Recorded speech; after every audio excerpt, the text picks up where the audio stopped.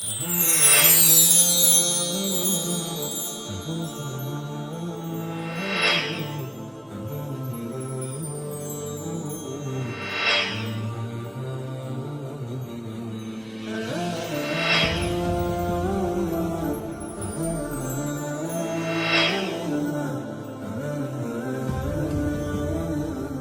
اللہ الرحمن الرحیم۔ فوائد مکیہ کا دوسرا باب ہے، 8ویں فصل ہے حرکات کی ادائیگی، سبق نمبر 24 میں خوش آمدید۔ آج کے سبق میں پڑھیں گے ہم کہ کون سے مواقع ہیں جہاں پر اشباع ضرور کرنا چاہیے۔ فرما رہے ہیں کہ جب فتح کے بعد الف اور ضمہ کے بعد واو ساکن غیر مشدد اور کسرہ کے بعد یا ساکن غیر مشدد ہو تو اس وقت ان حرکات کو اشباع سے ضرور پڑھنا چاہیے، ورنہ یہ حروف ادا نہ ہوں گے۔ دیکھیں گزشتہ سبق کے اندر ہم نے یہ پڑھا تھا کہ وہ کون کون سی جگہ ہیں جہاں پر آپ نے اشباع نہیں کرنا ہے۔ اگر آپ اشباع کریں گے تو پھر وہ لفظ غلط ہو جائے گا اور ایک اضافی حرف وجود کے اندر آ جائے گا جو کہ قرآن مجید کے اندر نہیں ہے۔ اسی طریقے سے اب یہاں پہ بتا رہے ہیں کہ وہ کون کون سی جگہ ہے جہاں پر آپ نے اشباع ضرور کرنا ہے۔ اشباع کا مطلب آواز کو لمبا آپ نے ضرور کرنا ہے۔ اگر آپ اشباع یعنی آواز کو لمبا نہیں کریں گے تو پھر کوئی نہ کوئی حرف مس ہو جائے گا، حذف ہو جائے گا، جو کہ قرآن مجید تو موجود ہوگا لیکن پڑھنے کے اندر نہیں آئے گا، جس کی وجہ سے یہ بھی لحن جلی ہو جائے گی۔ مثال کے طور پہ جو پہلی جگہ ہے وہ یہ ہے کہ فتح کے بعد الف موجود ہے، تو جب فتح کے بعد الف ہے تو پھر وہاں پہ آواز کو اشباع کرنا یعنی لمبا کرنا یہ ضروری ہے۔ اگر آپ یہاں پہ آواز کو لمبا نہیں کریں گے تو پھر اس صورت کے اندر الف پڑھنے کے اندر نہیں آئے گا اور پھر یہ لحن جلی بن جائے گی۔ مثال کے طور پہ اب یہ لفظ ہے نا قالو، اب یہاں پہ دیکھیں کاف پر فتح ہے اور اس کے بعد الف ہے، تو آپ نے کاف میں اشباع کرنا ہے، اس کو لمبا کرنا ہے، قالو، تب تو ٹھیک ہے۔ لیکن اگر آپ اشباع نہیں کریں گے، لمبا نہیں کریں گے، آپ اس کو ایسے پڑھ دیں گے قالو قالو، تو اس وقت الف پڑھنے کے اندر نہیں آئے گا اور ایک لفظ موجود تو ہے لیکن پڑھنے کے اندر نہیں آ رہا ہے، جو یہ لحن جلی ہو جائے گی۔ یا اسی طریقے سے ضمہ ہے، ضمہ کے بعد واو ساکن ہے، غیر مشدد ہے، تو پھر اس صورت میں ضمہ میں بھی اشباع کرنا یہ ضروری ہے۔ اگر آپ اشباع نہیں کریں گے تو پھر واو پڑھنے کے اندر نہیں آئے گی، واو حذف ہو جائے گی جو کہ لحن جلی ہے۔ یہی مثال دیکھ لیں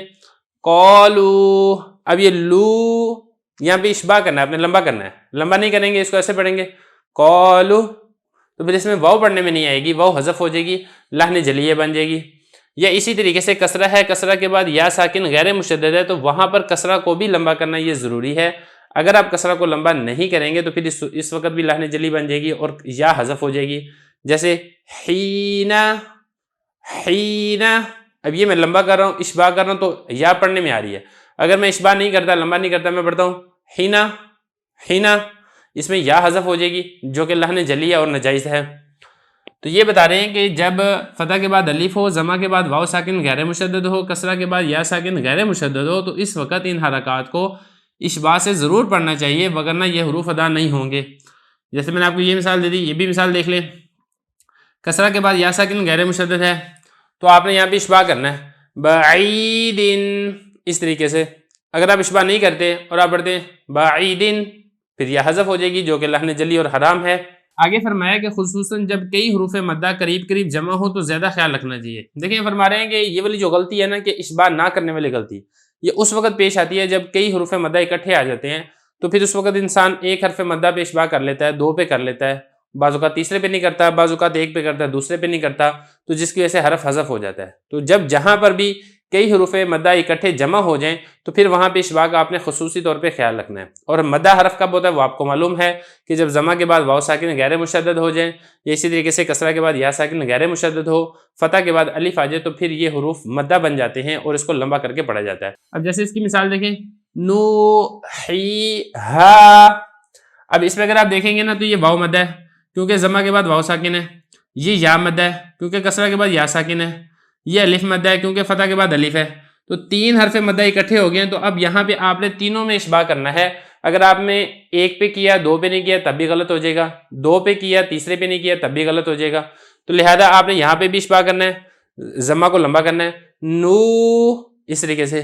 ہا پر بھی آپ نے اشباع کرنا ہے، ہا کو لمبا کرنا ہے کسرہ کو، ہی، اور ہا اس پر بھی آپ نے اشباع کرنا ہے،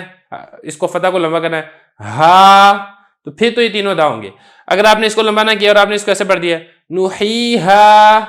پھر اس میں واو حذف ہو جائے گی۔ یا اگر آپ نے اس کو تو لمبا کیا، آپ نے اس کو لمبا نہیں کیا نوحیہا، اس میں یا حذف ہو جائے گی،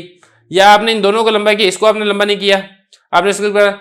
نوحیہ، اس وقت الف حذف ہو جائے گا. تو لہٰذا یہ بتا رہے ہیں کہ جب کئی حروف مدہ قریب قریب جمع ہو جائے تو زیادہ خیال رکھنا چاہیے، کیونکہ اکثر خیال نہ کرنے کی وجہ سے کہیں پر اشباع ہو جاتا ہے اور کہیں پر نہیں ہوتا ہے، تو پھر جس کی وجہ سے وہ غلطی آ جاتی ہے، لحن جلی ہو جاتی ہے. اسی طریقے سے یہاں پر بھی ایسے ہی ہے، یہاں پر بھی آپ نے اشباع کرنا ہے، یہاں پر بھی کرنا ہے، یہاں پر بھی اشباع کرنا ہے. اوذینا، اس طریقے سے آپ نے اس کو ادا کرنا ہے.